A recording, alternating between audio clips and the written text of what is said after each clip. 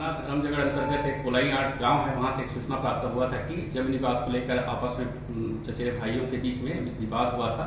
इस बात को लेकर के एक व्यक्ति की मृत्यु हो गई है। इसकी सूचना जो है मृतक के भाई के द्वारा दिया गया था। उक्त सूचना के आधार पर हमारा धर्मजगढ़ का जो पुलिस टीम है वो पहुंची हुई थी और इस पूरे प्रकरण की छानबीन कर रही थी। इसी दौरान जो है सूचक के निशानदेही पर मृतक को खोजने का प्रयास किया गया, परंतु मृतक मिल नहीं रहा था।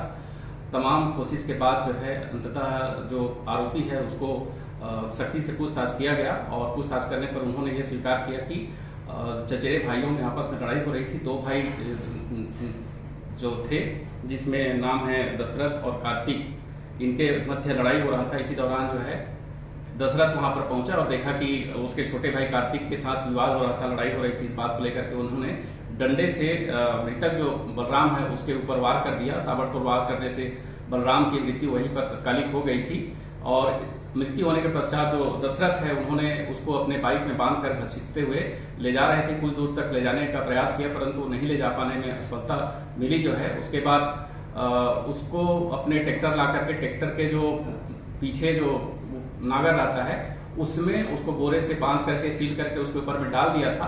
तत्पश्चात इसको ले जाकर के 15 किलोमीटर जो दूर जो गांव है खमहार करके, वहां पर एक पुल पड़ता है, उस पुल के ऊपर रेलिंग है, वहां से उन्होंने उसको मान नदी में फेंक दिया था।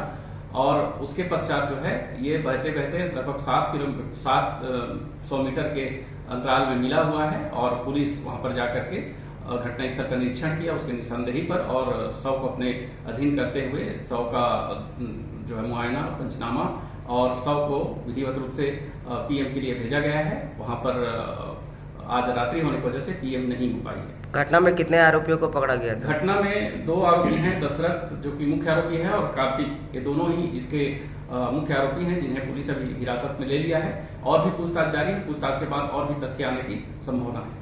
हत्या का कारण यह है कि ये तीनों जो है आपस में चचेरे भाई हैं। इनका जमीन जो है भारतमाला योजना के तहत जो रोड बन रही है उस रोड में निकला हुआ था।